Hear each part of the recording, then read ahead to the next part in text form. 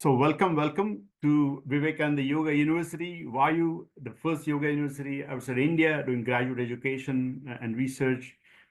So welcome wherever you're joining from. We appreciate your time, and we are so glad to have our esteemed speaker, Philip Goldberg ji. So with that, let me introduce our esteemed speaker, Philip Goldberg.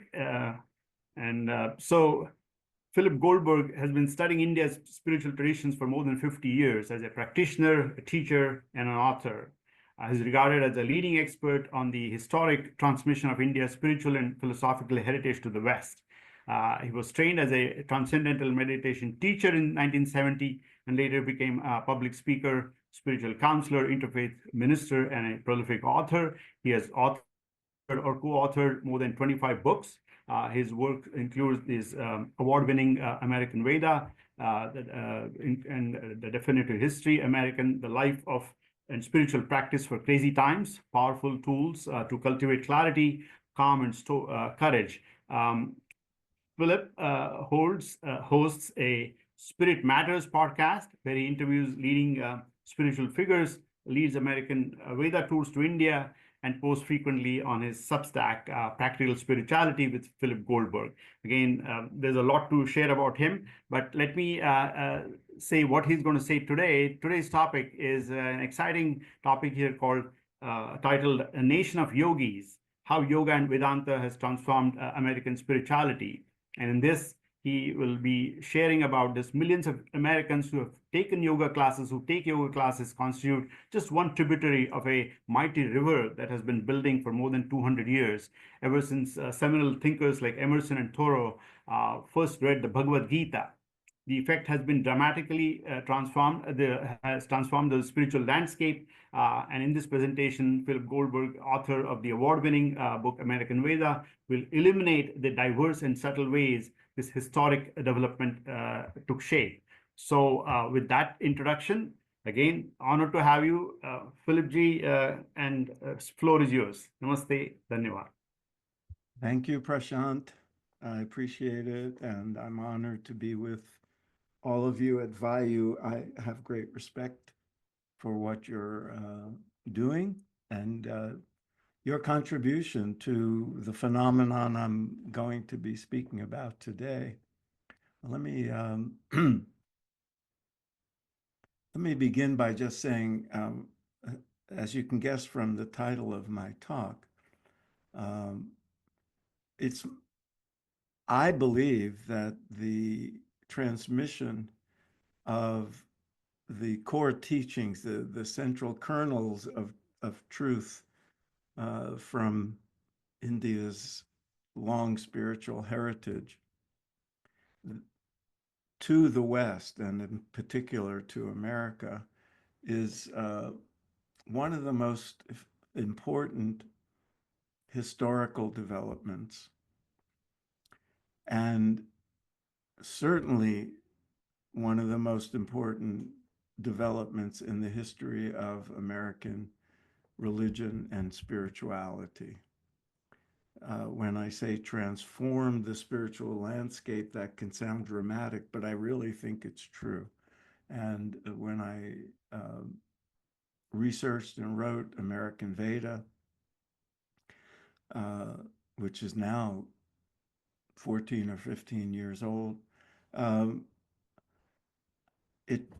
in my research, it seemed to be the case that it was not just an interesting history, but a very important history. And there's evidence for that. And in the 14 or 15 years since the book was published, it's only gotten stronger. So I feel very confident in that. I'm going to begin sharing now my slides. I hope I do it correctly. Yes, you see the namaste symbol? Yes. Okay, good. The evidence for what I contend is pretty strong in the research periodically done by reputable research organizations like Gallup and Pew, And I'm going to just summarize a few of the trends that have been growing steadily for the last 40 or 50 years. And this is revealed in the data, but I'm not going to go into all the numbers and all that. One is a movement toward what we could call spiritual independence. When people are asked, do you think of spirituality more as a personal or individual sense, or more in terms of organized religion and doctrine? 75% of people think of it as an individual pursuit. They also, as evidenced by the popularity of meditation practices, mindfulness, all the various forms of yoga, and the incredibly rapid growth of what people call contemplative Christianity and mystical Judaism. That has been made possible because the teachings that came to us from India, not just Vedanta and yoga, which is my expertise, but also the Buddhists, and the emphasis on personal practice, the availability of practices that anybody can do without having to become a Hindu or a Buddhist. All of this has revealed to people the importance of direct spiritual experience. And the pursuit of that as a defining purpose in people's spiritual lives has grown. Also, a growth in inclusivity and pluralism. The acceptance of traditions other than one's own, the ones people were born and raised in, has expanded exponentially. Part of that is because of the change in immigration laws in 1965, where people of Indian descent and other Asian countries started to become American citizens and become part of the spiritual landscape of the country, not just the ethnic landscape and the racial landscape, but the spiritual landscape. And so people who in the past, you see a huge change from one generation to another, from the parents and grandparents of American Christians, especially, who think, their religion is the one true religion. That is breaking down. And respect for all the different paths, as the Rig Veda puts it, truth is one, the wise call it by many names. Even when I was researching American Veda, this was obvious that Americans have moved in that direction. It was so obvious that the religion editor of Newsweek magazine, while I was researching my book, so this is at least 16, 17 years ago, wrote a column called "We Are All Hindus Now." And what she meant was people in studies advocating the acceptance and the recognition of other paths than their own as being valuable and worthy. Also, a shift from what scientists call dwelling spirituality, that is, what you're a member of, to a seeking spirituality, where you're open to diverse ideas and you seek out practices, whether they come from your tradition or another one. The growth of people who are the researchers call nuns, the people who say, don't want to identify with a particular religion because they want to be open to explore. They're called spiritual but not religious. They're called unaffiliated. I call them yogis.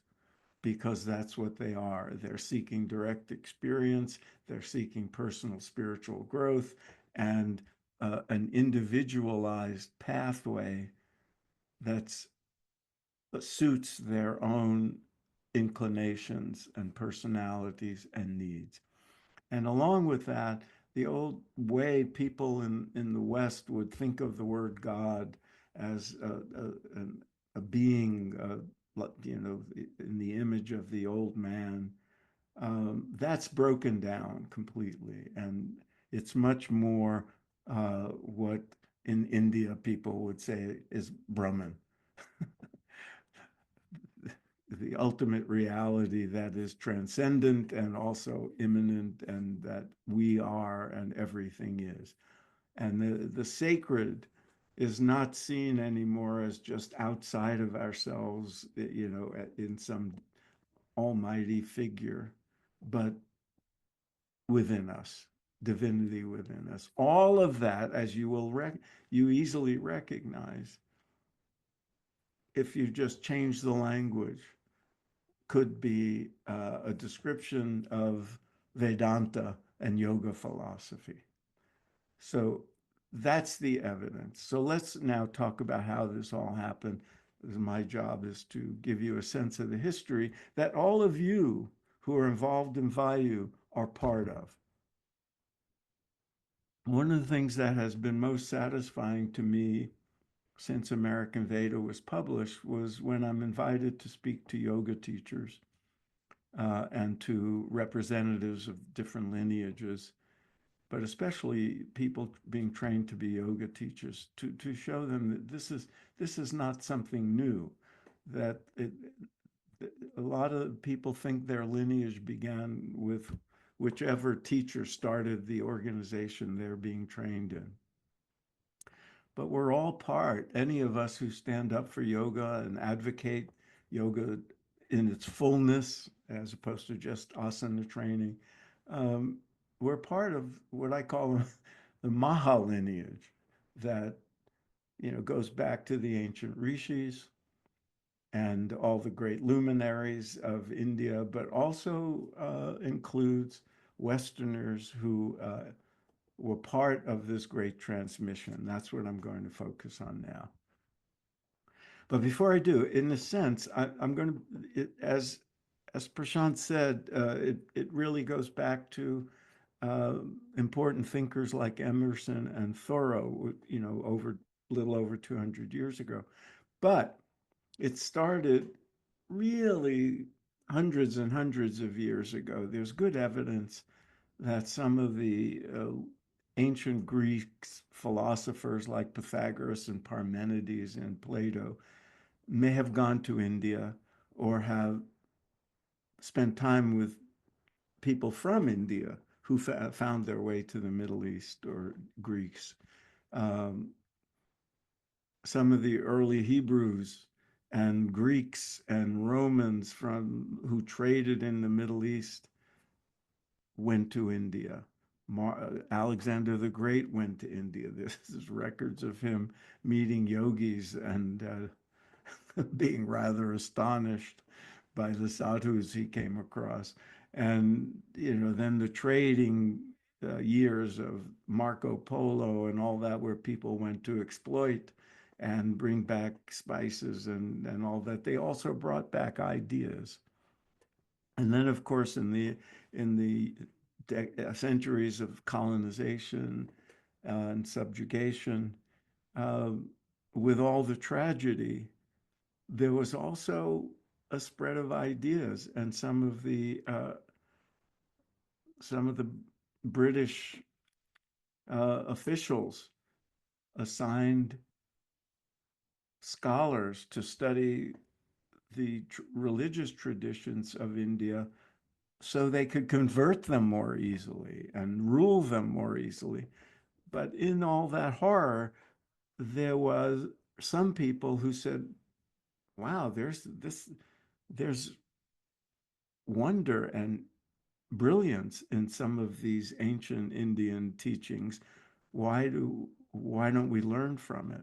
And so that led to British and German philosophers so-called idealists and romantics, Schopenhauer, William Blake, William Wordsworth, people like that, absorbing the core teachings of Indian philosophy and bringing it out in their language, in their work, and that spread.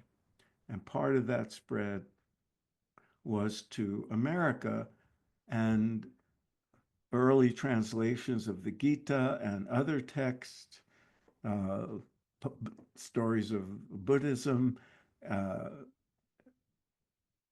reached the libraries of people like Ralph Waldo Emerson, and through Emerson, Henry David Thoreau. Actually started with Emerson's father, who was a minister.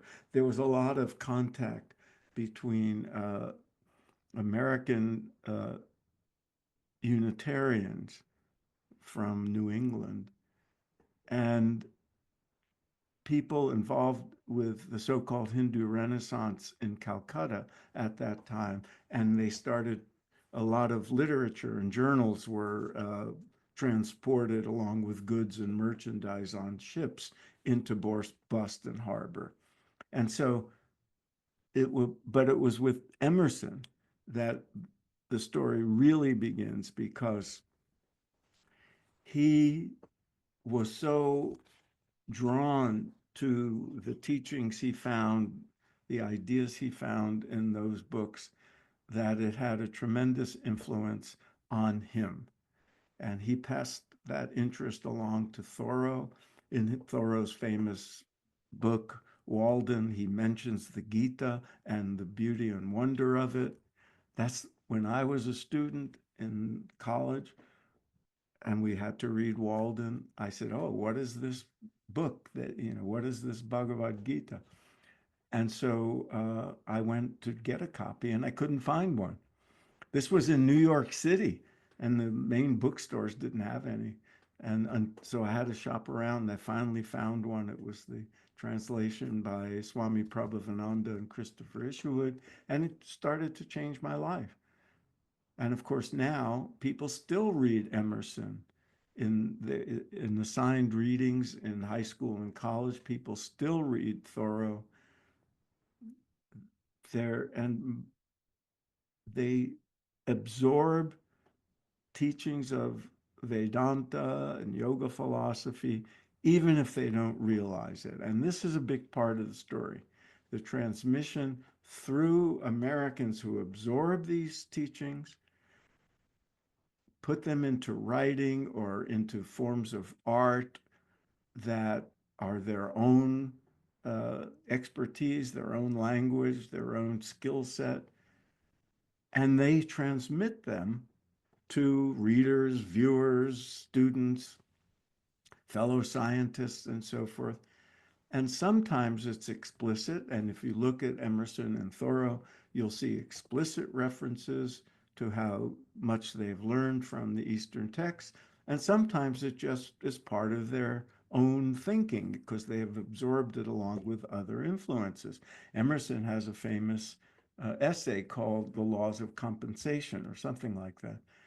It's all about karma, but he puts it in different language. And just as a side note about the power of this transmission from East to West, we have this interesting phenomenon where Gandhi learned a great deal from Thoreau's writing,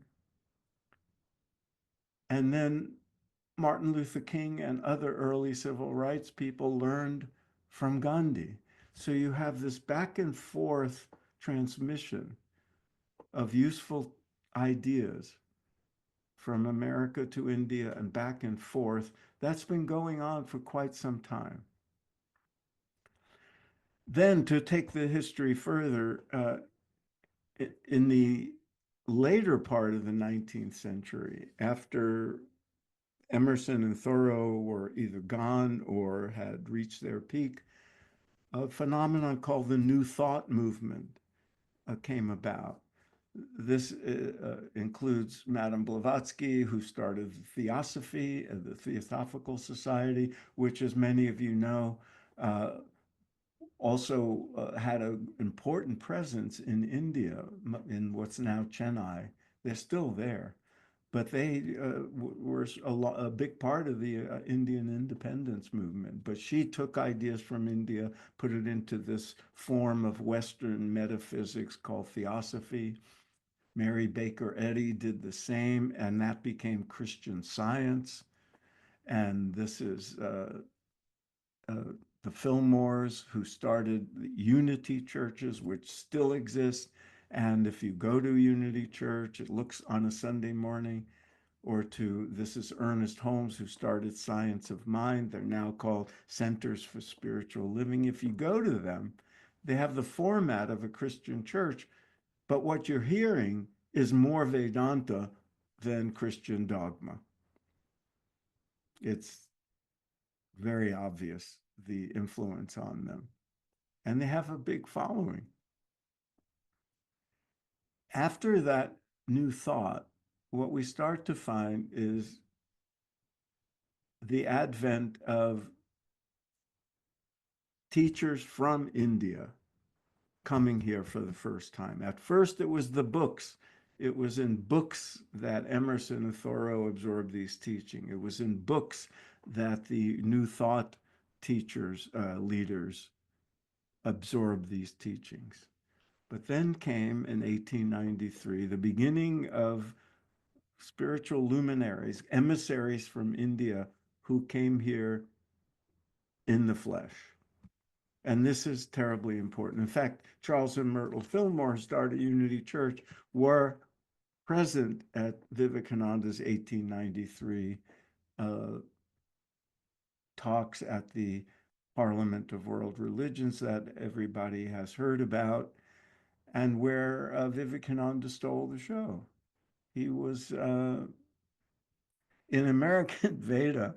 You'll find, if you read my book, you'll see that the ministers, the Protestant ministers who organized the parliament, their hidden agenda in bringing people from different religious traditions together, the hidden agenda was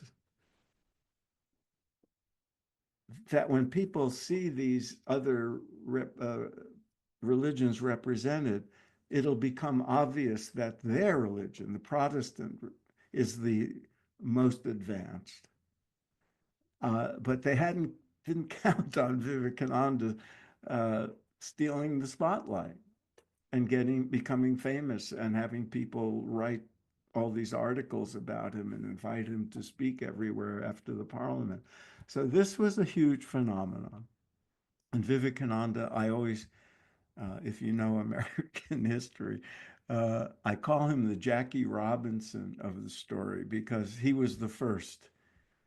And he was the stranger from a strange land that was vilified and attacked by some Americans and welcomed with open arms by other Americans, but who set the template for what was to come. He not only left behind the Vedanta Society and the series of swamis who came to represent the Ramakrishna Vivekananda lineage here over the course of now 120 years or so. And some of those, the swamis became well known in their own time, and now we have a younger generation of those swamis from that lineage making a big impact on YouTube and everywhere else. This has been a tremendously important thing. And you all know a great deal about that, obviously. After Vivekananda came Paramahansa Yogananda, who I wrote a biography of for anybody who wants to get the full story of his life and contribution, because I wrote it because in his famous autobiography of a yogi, he leaves out so much that somebody had to fill the gap. He came here in 1920, and up until then, it was only the swamis and the occasional yoga teacher passing through from India that were representing the Dharma teachings from India. Then came Yogananda, and he too, like Vivekananda, was Bengali. And if you go to Kolkata now, you can visit the home he spent his teenage years in, and you can walk from there to the Vivekananda Museum, uh, which was his childhood home. So something was happening in Bengal in the late 19th and early 20th century that gave rise to these great teachers who came here. And Yogananda was the first of the main teachers to come here and stay. He came in 1920. He returned to India for a year in the 30s and then came back to America and spent the rest of his years here until he passed in 1952. And he left behind Autobiography of a Yogi and centers all over the country. And his legacy continues as well. His branch, his version of the core Vedic teachings. He added an element of bhakti. He had his lineage that he called Kriya Yoga and the methods of meditation and breathing practices that a part of that lineage. So you start to see the diversity of dharmic uh, methods and orientations starting to show up in America. And then, of course, came the big explosion in the 1960s. In the post-war years came this spirit of exploration of the generation that came of age that we call the baby boomers, came of age in the 1960s during Vietnam and the civil rights movement and a lot of angst and discontent. And I was part of that, so I can speak to it personally that we were very dissatisfied with the American ethos and the value systems and what was given to us as truth and what we should value and what we should pursue. It all seemed too empty and too destructive. There was a spiritual emptiness. And so we started to explore. And people like me read the Autobiography of a Yogi or got turned on to the Gita or some of the other philosophical philosophers and scholars who became famous, we'll get to in a minute. But with that, and with the change in immigration and with the advent of ease of transportation and communication, came a series of gurus from India, some of whom became world famous and established networks of centers all over America and in some cases Europe and of course India as well.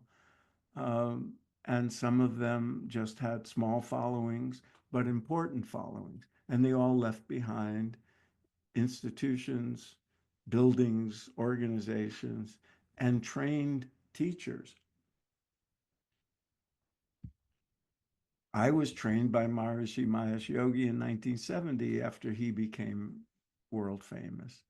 And so I was teaching his traditional forms of meditation that has roots in the Shankara tradition. This, of course, is Srila Prabhupada and introduced kirtan to America in the 60s and 70s. I miss Krishnamurti, who he would not like to be included in this group of gurus because he didn't like gurus, he didn't like organizations, and he didn't like formal methods. But everybody treated him as a guru, and his books and his teachings and videos and so forth live on in their unique brilliance. This is Swami Muktananda, who introduced the elements of Kashmir Shaivism and other tributaries of Vedic wisdom. this is the only woman in the group, the woman who became known as Guru Mai, who was Muktananda's successor. I won't go through everybody, but you'll recognize Rajesh, aka Osho. And when mention of Rajneesh, I have to acknowledge that some of these teachers became very controversial, and some of them were scandalized, and revelations about their misbehavior came out. But at the same time, they were representing traditional teachings of India and transmitting them to people whose lives changed for the better. And that's the bottom line here. All the gurus, all the teachers, all the books, they changed people's lives, people like me. And it's in that personal transformation and growth and awakening of spirituality that these teachings spread, because people who are changed tell their friends, and they write books if they're me, or they bring it into their teaching if they're a school teacher, or they bring it into their writing if they're a professional journalist or a writer. That's how these teachings spread. This is Satchidananda, who started the Integral Yoga Institute, which is still going strong, and he trained American teachers who are still representing that lineage. Ditto with Swami Vishnu Devananda and Sri Chinmoy and all the others. They all left behind a legacy. This, of course, is BKS Iyengar. This is Pratabi Joyce. And they all left a mark. We don't want to spend too much time, but you get the idea. And of course, that tradition of gurus coming here from the West still goes on.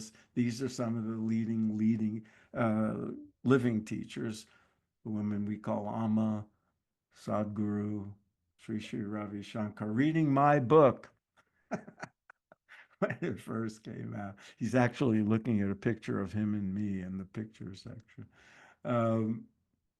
And I want to just a quick shout out to some of the great spiritual luminaries of India who never came to the West.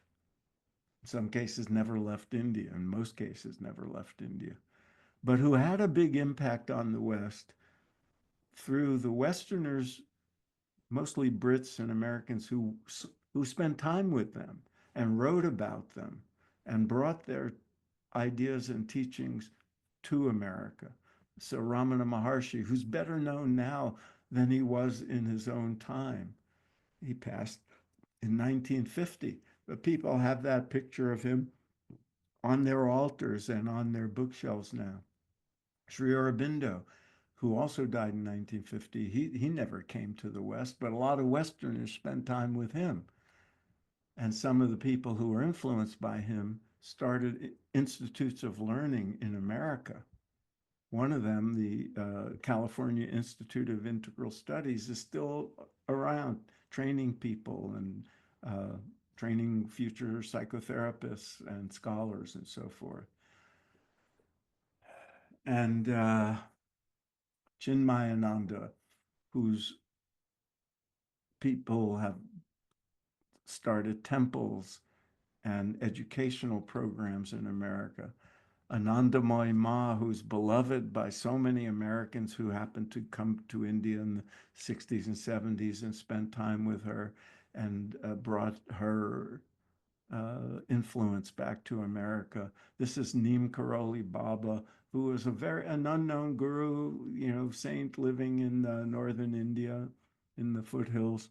And then he was discovered by certain Westerners who we'll get back to. And now there's whole generations of people who hold him to be their guru, who were born long after he passed. And this is Swami Shivananda of Rishikesh, who never came to the West, but he trained Satchidananda and Vishnu Devananda and a whole bunch of other people who came here and taught yoga in his name. And some of this is probably familiar to you. But now we come to an important part of this phenomenon, which is prominent Westerners in most cases Americans, who spent time with swamis and yoga masters and who studied the Indian spiritual and philosophical texts and absorbed the teachings, transmitted the teachings in their style of English, integrating it with their own expertise, and became essentially propagators, disseminators of all the core teachings of yoga and Vedanta, sometimes explicitly, sometimes implicitly. So this is Aldous Huxley. He spent a great deal of time, as did his fellow British expat, Christopher Isherwood, with Swami Prabhavananda in the Los Angeles Vedanta Society. And they were so taken by it, they started writing about it. And the journals of Vedanta were published. Books, anthologies of essays by people like Huxley and others about Vedanta. And this was an important part of the propagation. Huxley's later books reflect his exposure to these teachings.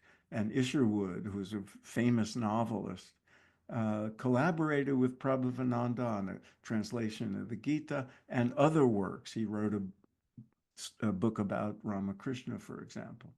This is Houston Smith, who actually wrote the introduction to my book, To American Veda, who was the most important scholar of religion in the 20th century. And when he was a young man, starting out his academic career, he spent a lot of time with the, oh my God, I'm blanking on the Swami's name, but the Swami in St. Louis's Vedanta Society, who changed Houston's life and his perspective on religion.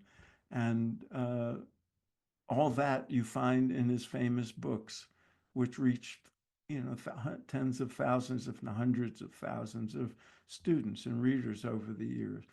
This is Joseph Campbell, probably the most famous of American philosophers of that century. He spent time as a young man with Swami Nikhilananda in the New York Vedanta Society, and Vedanta ideas go through all of his works, and he became enormously famous as a man who expounded the world's spiritual traditions and storytelling, the world mythologies, where he finds commonalities. And if you Google him and Google Houston Smith, and you'll find videos of them, you'll see what I'm talking about.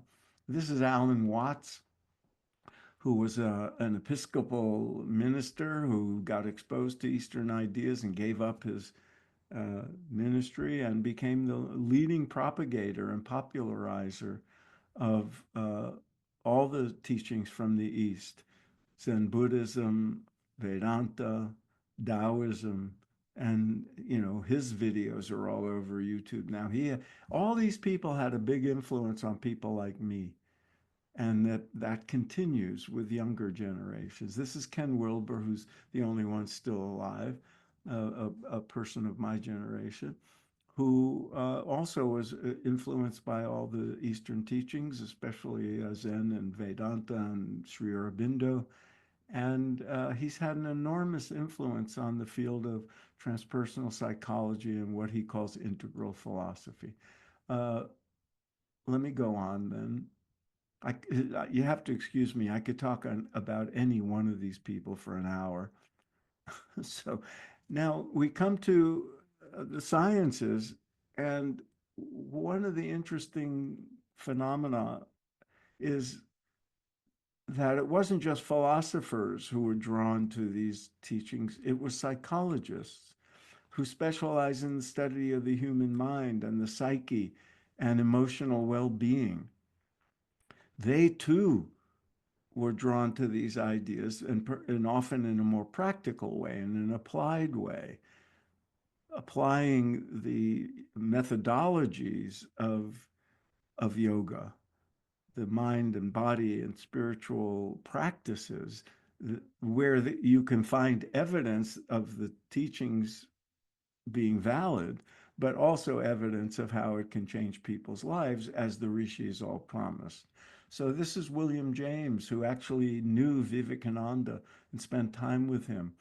And he was at Harvard and is thought to be the father of American psychology. And apparently he was so taken by Vivekananda when Vivekananda spoke in Boston at Harvard that he offered him a job teaching at Harvard, but Vivekananda turned it down.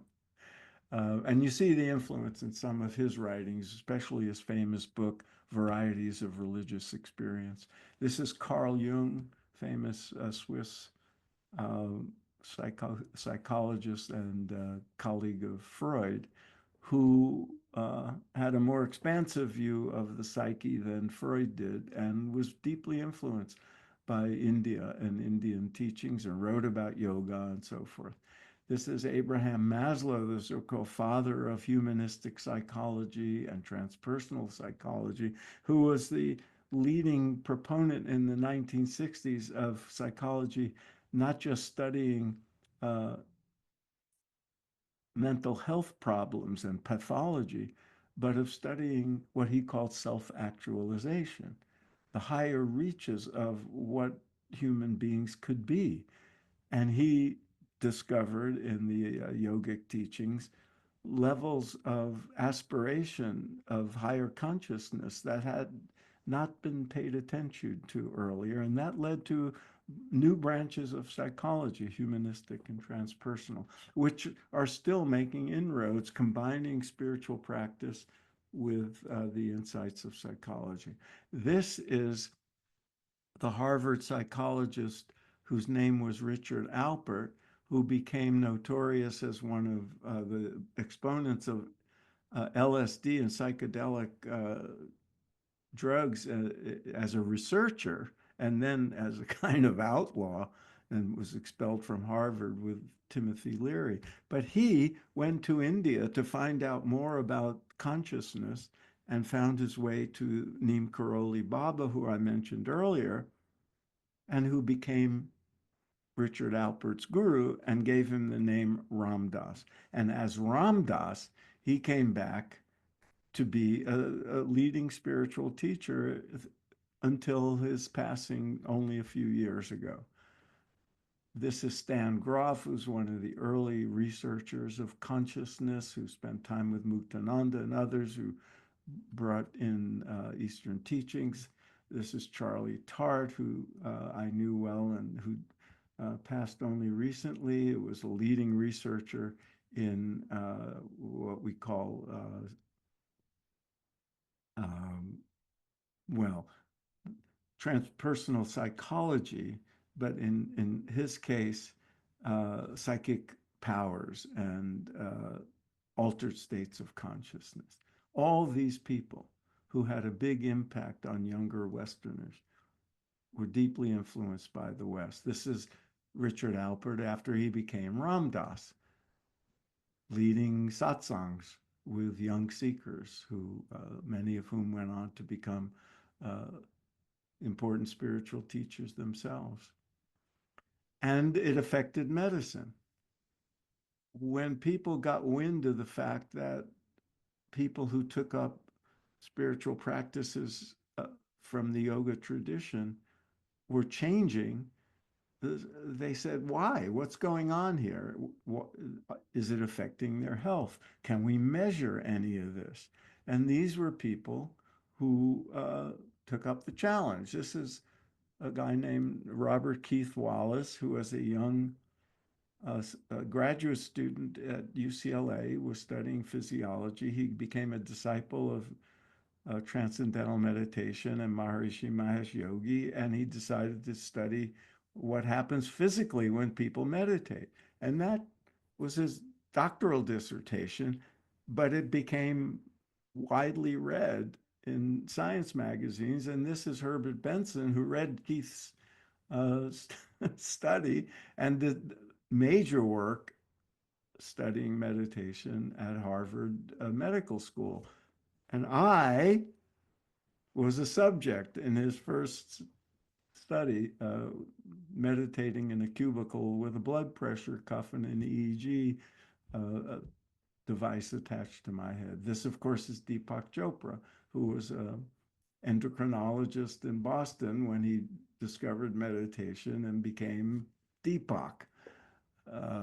This is Sandra McClanahan and Dean Ornish, both of whom studied with Swami Satchidananda and then did important studies on yoga and vegetarianism and meditation on health. This, of course, is Mehmet Oz, who I probably should eliminate now. But he was influenced by these two and became a proponent of yogic practices as well. And physicists who saw in Vedanta insights that were compatible with the discoveries of modern physics and spoke to truths about consciousness and cosmology and the connection of the human awareness to the cosmos that their research was pointing to, but they couldn't articulate or prove. This is Tesla, who was not, whose name now has unfortunate connotations, and automobiles. But he knew Swami Vivekananda. They spent time together. They wrote about each other's ideas. This is Schrodinger, the great Erwin Schrodinger, who wrote about Vedanta in the. These are all Nobel Prize worthy people. This is Werner Heisenberg, who also was exposed to Vedanta and all that. And he, in his uncertainty principle and other works, you could see the connection. This is Fritz Capra, who wrote in the 70s, The Tao of Physics, where he became the first Western physicist to link the ideas of Eastern philosophy with modern physics.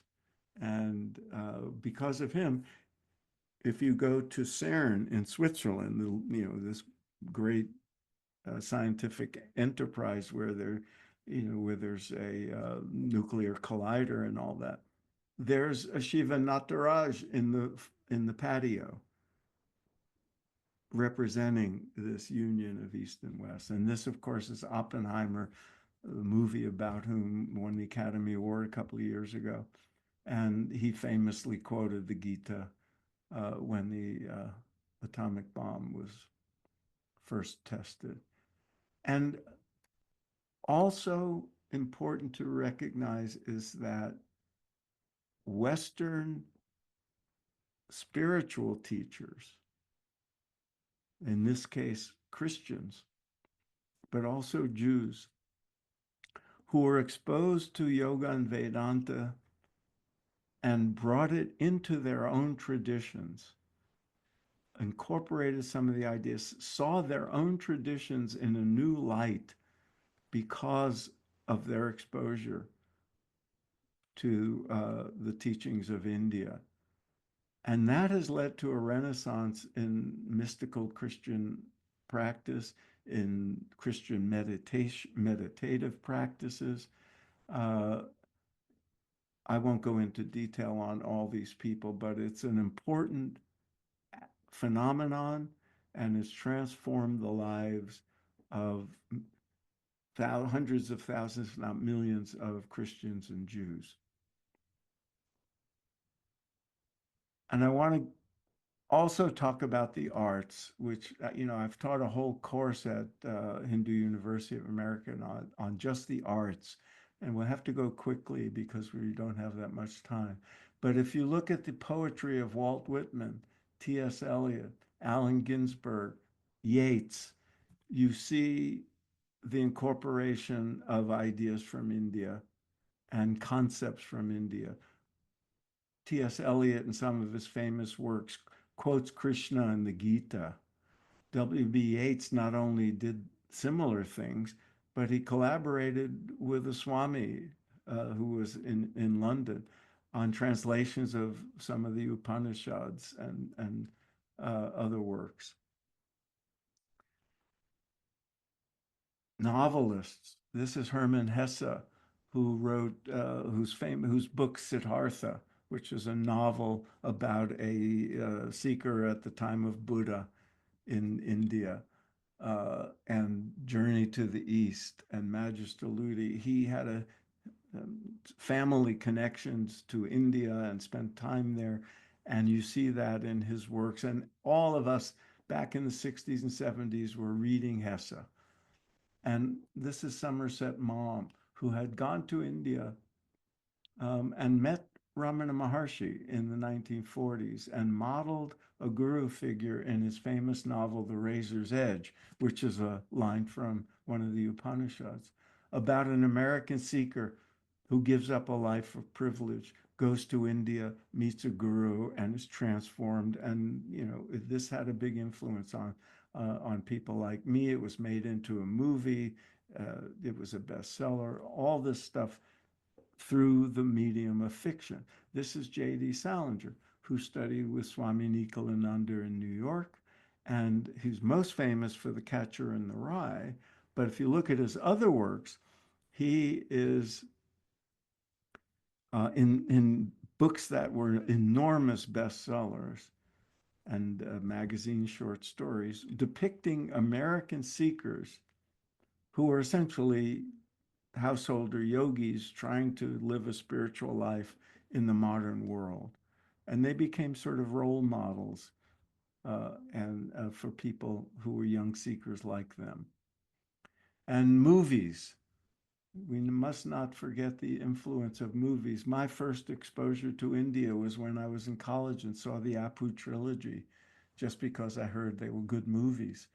And I saw depictions of life in India, especially Varanasi, and I said, I don't know what that is, but I got to go there sometime. And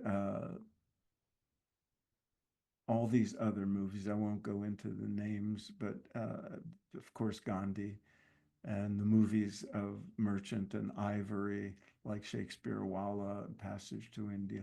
These are all very important means of transmissions to Indian and Indian culture, but also to the spiritual ideas and insights. And music, of all the arts, had the biggest impact. This is, of course, Ravi Shankar, who was brought to the West by the great violinist Yehudi Menuhin, and he became a superstar, first in classical music circles and then in jazz.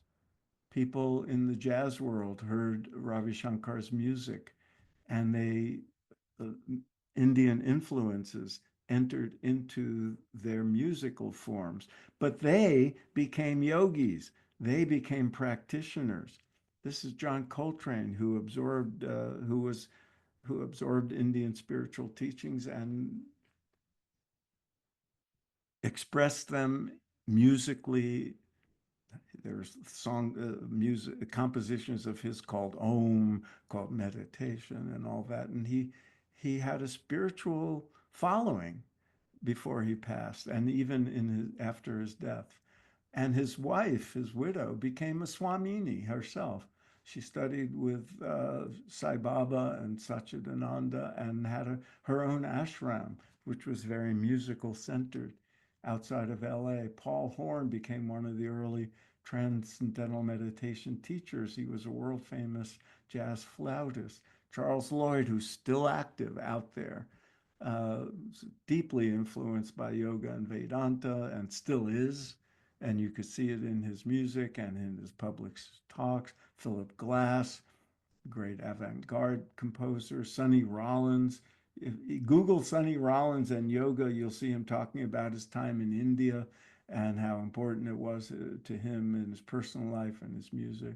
And of course, popular music. When George Harrison heard the sitar and said he wanted to incorporate that into his music, that's when most people heard Indian music for the first time, or the sound of the sitar for the first time in his song, in the Beatles song Norwegian Wood. And he and Ravi Shankar became close friends and mentor, student.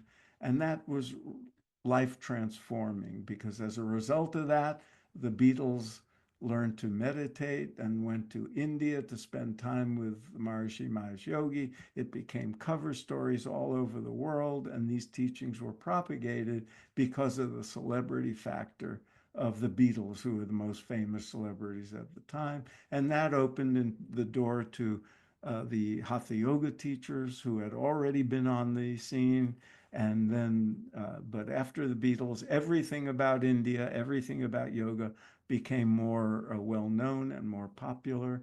And so the Hatha Yoga boom began, and the propagation of them through mediums like the Yoga Journal, all that happened. And then the last thing I want to mention is the importance of the presence in America of people of Hindu descent, people who brought with them, as they became American citizens and assimilated, built temples and started programs like Vayu and other means of continuing this transmission that I contend has transformed the American spiritual landscape and will continue to. Oh, these are my books, so you'll pardon the commercial note. But that's my overview.